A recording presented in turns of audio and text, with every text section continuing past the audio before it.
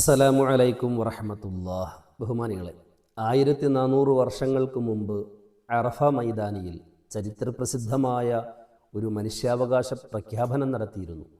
നമുക്കേവർക്കും അറിയാവുന്നതുപോലെ ഹജ്ജത്തുൽ വദാഇൻ്റെ അവസരത്തിൽ നബി സല്ലല്ലാഹു അലൈഹി വസല്ലമ തങ്ങൾ ലക്ഷക്കണക്കിന് വരുന്ന സഹാബത്തിനെ അഭിമുഖീകരിച്ചുകൊണ്ട് പറഞ്ഞത്, ഇന്ന ദിമാഅക്കും വ അംവാലക്കും വ അറാലക്കും അലൈക്കും ഹറാം. അല്ലയോ മനുഷ്യരെ, നിങ്ങളുടെ രക്തം, നിങ്ങളുടെ ധനം, നിങ്ങളുടെ അഭിമാനം ഇതെല്ലാം പവിത്രതയുള്ളതാണ്. ആരുടെയും അഭിമാനത്തിന് ക്ഷതമുണ്ടാക്കുന്ന കാര്യം നിങ്ങളിൽ നിന്നുണ്ടാകരുത്. ആരുടെയും സമ്പത്ത് നിങ്ങൾ അപഹരിക്കരുത്. ആരുടെയും ജീവന് നിങ്ങൾ ഹാനികരമായ പ്രവർത്തനങ്ങൾ നിങ്ങൾ ചെയ്യരുത്. ഇത് നബി സല്ലല്ലാഹു അലൈഹി വസല്ലമ തങ്ങൾ ലോകത്തോട് നടത്തിയ വലിയ ഒരു മനുഷ്യാവകാശ പ്രഖ്യാപനം തന്നെയാണ്. നമുക്കറിയാം, ഇന്നത്തെ ദിവസം ജനുവരി 26 റിപ്പബ്ലിക് ദിനം ആചരിക്കുകയാണ്. നമ്മുടെ ഇന്ത്യൻ ഭരണഘടന നിലവിൽ വന്നതിൻ്റെ വാർഷികം നാം ഓരോരുത്തരും അഭിമാനത്തോടുകൂടെ ആഘോഷിക്കുകയാണ്.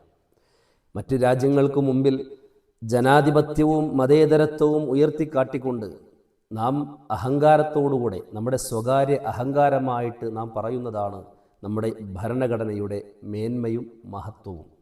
ഭരണഘടനയുടെ ഭാവി എന്ത് എന്ന ആശങ്കയിലാണ് നാം ഓരോരുത്തരും ഉള്ളത്. ബഹുമാനികളെ, ഈ അവസരത്തിൽ അല്ലാഹു സുബ്ഹാനഹു വ തആല ലോകത്തിന് നൽകിയ ഭരണഘടനയെക്കുറിച്ച് നാം ഓർക്കേണ്ടതുണ്ട്. അതേതാ? ഇന്നാ നഹ്നു നസ്സൽന ദിക്റ.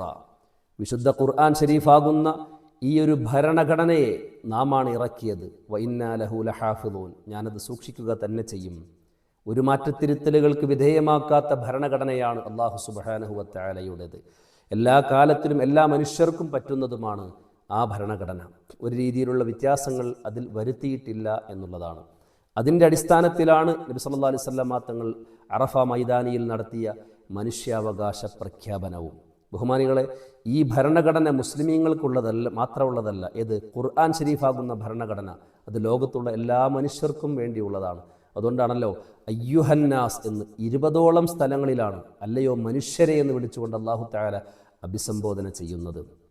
ബഹുമാനികളെ, ഇന്നത്തെ നമ്മുടെ ഭരണഘടനയുടെ അവസ്ഥ, ജനാധിപത്യം, നാം സന്തോഷിക്കുകയും ആവേശത്തോടുകൂടെയും പറയുന്ന ജനാധിപത്യം കോർപ്പറേറ്റ് ആധിപത്യത്തിന് വഴിമാറിക്കൊണ്ടിരിക്കുന്നു. മതേതരത്വം മതാധിപത്യത്തിന് വഴിമാറിക്കൊണ്ടിരിക്കുന്ന ആശങ്കാജനകമായ സാഹചര്യത്തിലൂടെയാണ് നാം കടന്നുപോയിക്കൊണ്ടിരിക്കുന്നത്. അല്ലാഹു സുബ്ഹാനഹു വ തആല സമാധാനപൂരിതമായ ജീവിതം ദുനിയാവിലും ആഖിറത്തിലും നൽകി നമ്മേവരെയും അനുഗ്രഹിക്കുമാറാകട്ടെ. നമ്മിലും ബന്ധപ്പെട്ടവരിലുമുള്ള രോഗികൾക്ക് അല്ലാഹു പൂർണ്ണമായ ശിഫ പ്രദാനം ചെയ്യുമാറാകട്ടെ. നമ്മുടെ ആഖിബത്ത് അല്ലാഹു നന്നാക്കി തരുമാറാകട്ടെ. അസ്സലാമു അലൈക്കും വറഹ്മത്തുള്ളാഹി വബറകാതുഹു.